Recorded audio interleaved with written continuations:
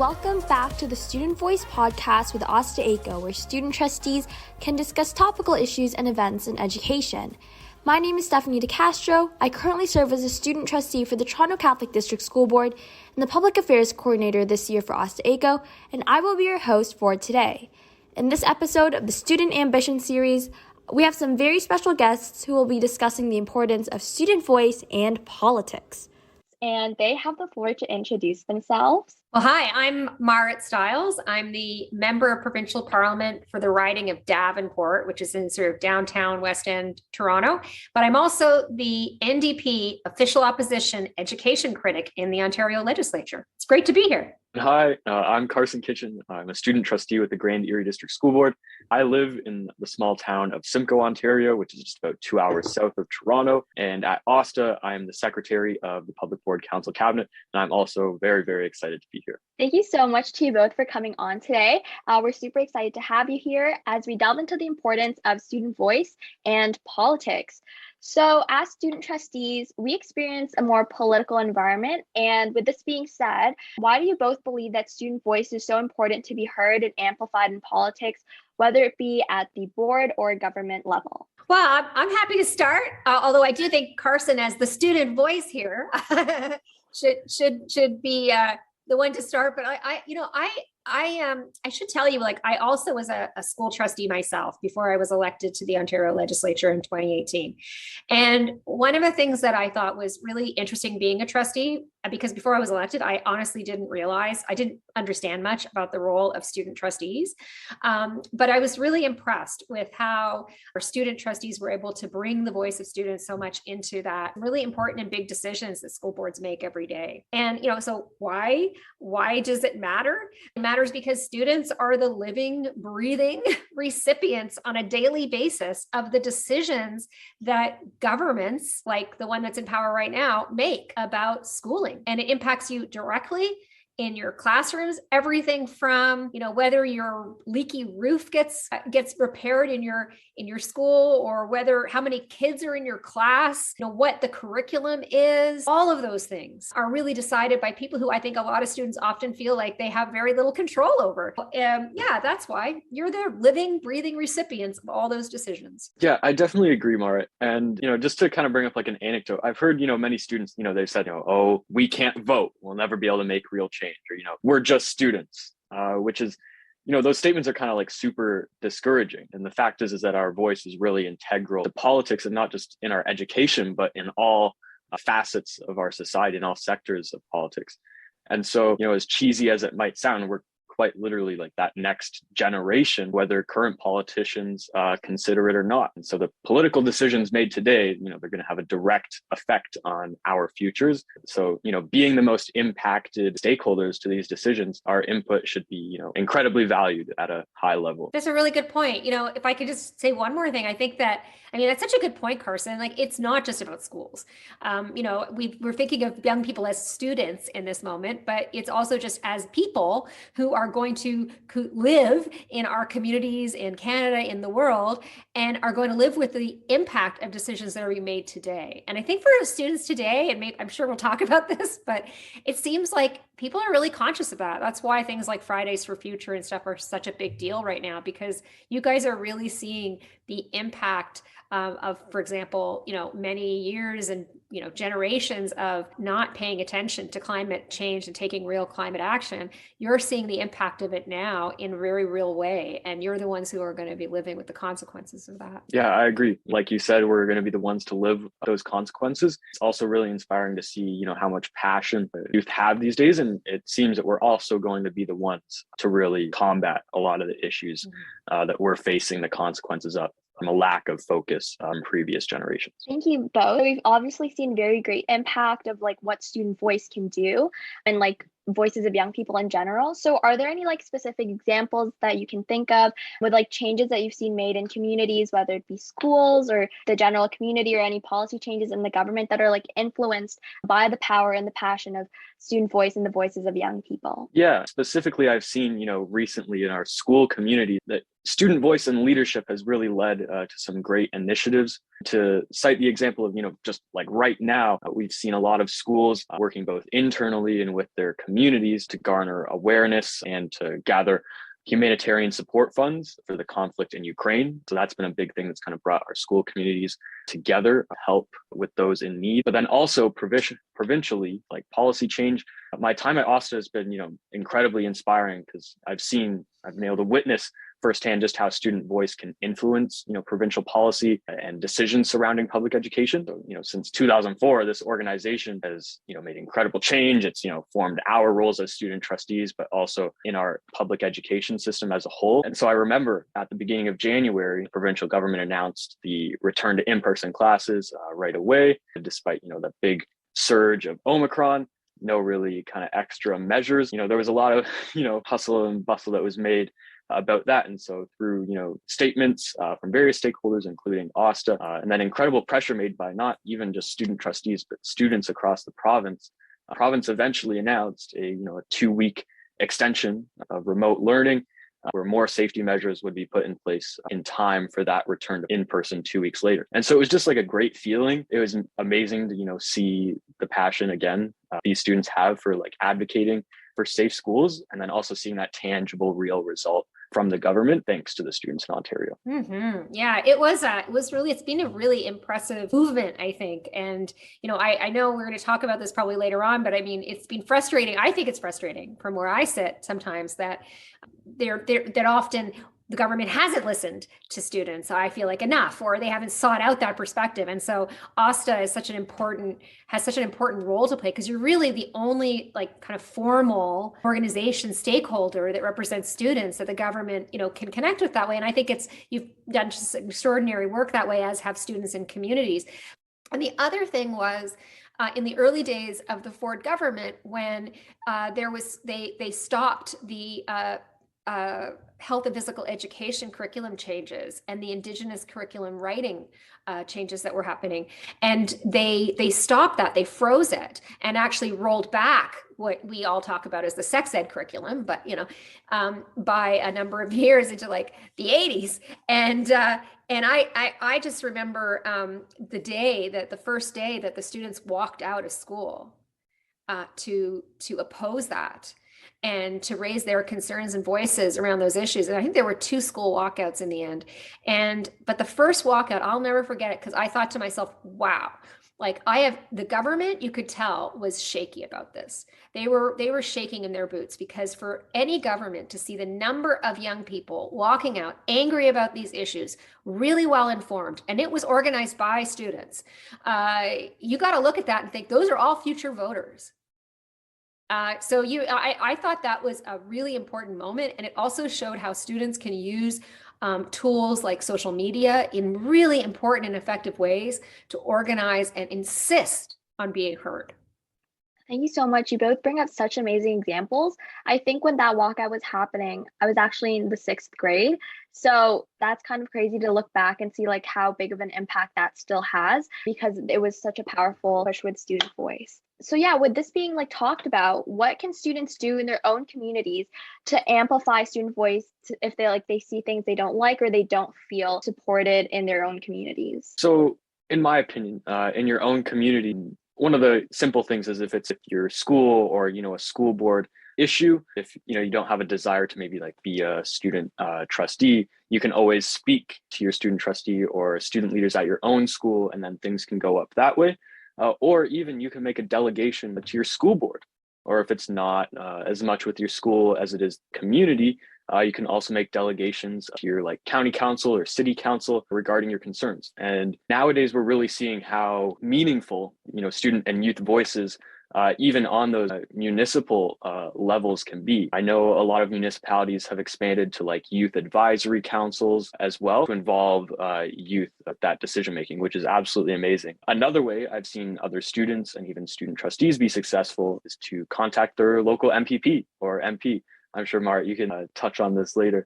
You can email them, engage in conversation, or even something I've seen is setting up coffee chats. And so this can be really meaningful, especially even like the in-person connection, just be able to have a conversation about what's going on. And again, that can be incredibly meaningful, help garner support for your concerns, and then that can be passed up through the legislature even and help your community. Really, those are great points. And I think it is interesting to see how so many of our like city community councils or regions are starting to actually have these youth cabinets and stuff that provide advice to them. And that can be a really great place for a student or a young person to go to connect with them. I know that one of the first things that comes up often for me when I talk to young people is like, how do we make change? As you said, Stephanie, I mean, it's like, where do you even begin? And it's tricky. Like a lot of people out there, don't know where to begin. They don't know what level of government to start at. They don't know if it's something that's, going on in your school, as Carson said, obviously you might go to your local student government representatives and your teachers, your principal. But I think also it's getting some advice from your local community officials about how best to organize around an issue. So I always, I got to say, as a politician, I love to meet with young people and students. I always tell my office, like, they know, anybody, you want to come, you want to interview me for an essay? I'm here. I love it. And I don't really know that many politicians who don't. Honestly, we are quite hungry to talk to young people.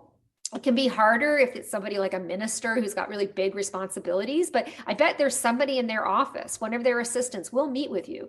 And you shouldn't feel like you have to be an expert on everything when you meet with them either. You can go in and you can ask the questions.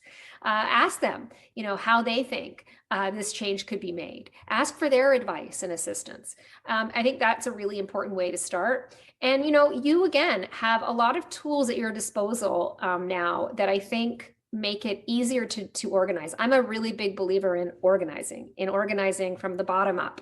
So that means, you organize a petition, go to the Legislative Assembly website, find a petition. They have lots of examples of what a petition looks like. You can use tools like that to generate signatures, to force your government officials to listen to you. They're required to table those petitions in the legislature on the issues, and demand their support. But I guess like the most important message I have for everybody out there is to remember that we work for you.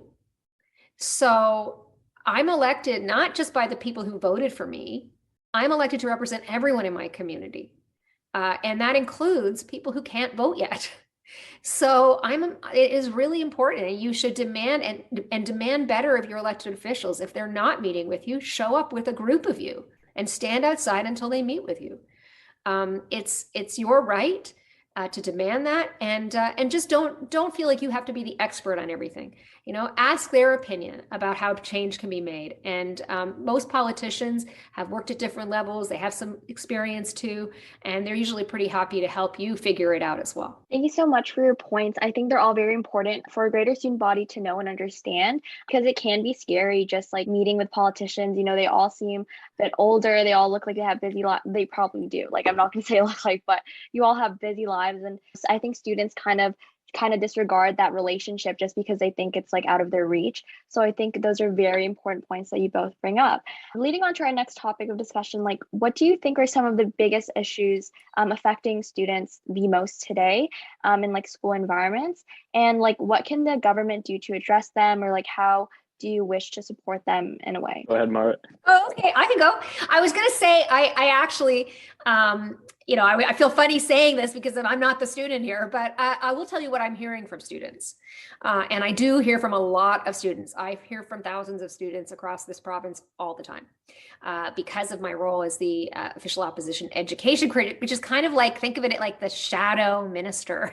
So you got the Minister of Education, then you got me shadowing him and staying and kind of grilling him and giving him a bit of a hard time, because that's kind of our job, to make sure that we, hold them to a higher standard. But what I hear from students, right now particularly, is just the impact on their learning disruption. Obviously hearing a lot of concerns about wanting to to get back to some kind of normal life, having grads and things like that in person.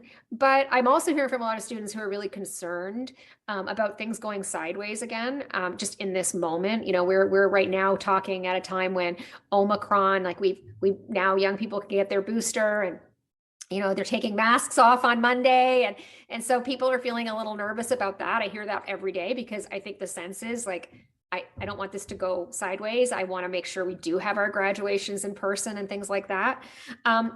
Overall, I think I hear a lot from students about things like class sizes, and also the need for additional supports, right? Like feeling like there aren't the supports that are easily accessible for them in school when they are struggling.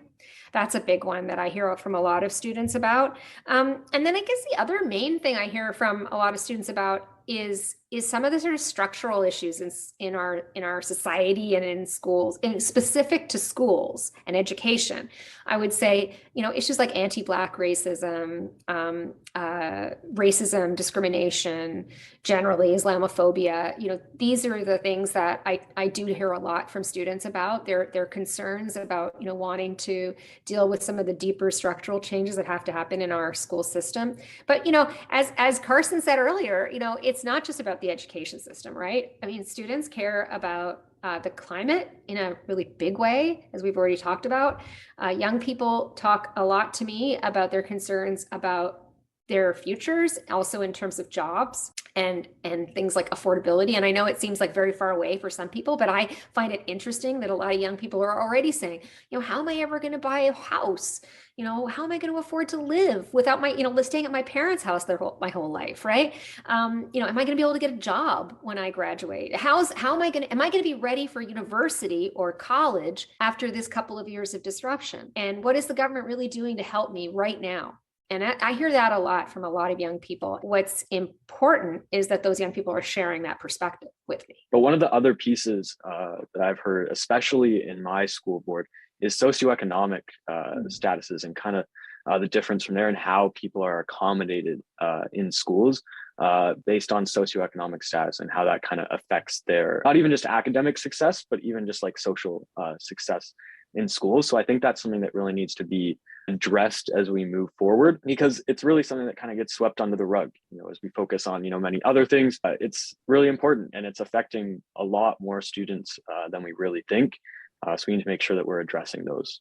Then, of course, the other one, the mental health supports, but yes. not even, yeah, there's a lot of supports out there. There is, but it's also getting those resources to the students in an equitable manner, and just making sure that they're aware of them. Really, these are the things that the public education system is really in a really good position to be able to deal with. But we need to fund education and fund those systems properly in order to make it happen. Like if we just leave it off to the private sector to solve all those problems, so like private tutoring and everything, a lot of young people are falling through the cracks. Yeah, no student should have, more access to the same resources than another student just based off of their socioeconomic status. Yeah, thank you. I totally agree with you both. And the reason why I asked this question was just to show young people and students that are listening that their concerns are being heard and they're being addressed both at a school board and a government level. And I think it's really important for them to understand that, because that means that the concerns that they're voicing will always have impact in the world and the society that they live in. And just to close it off, we have one last topic of discussion. How can students start to get into politics, follow politics, and why is it important to have young people register to vote? I know that ASTA will be working alongside Canada Student Vote and civics just to sort of get those young people registering to vote for the upcoming election. So why is this really important, and why is this imperative to our society that young people get their voices heard in elections? So I mean, obviously, I have to, mention the role of student trustee in, getting involved with politics, or, getting a start in politics when you're young.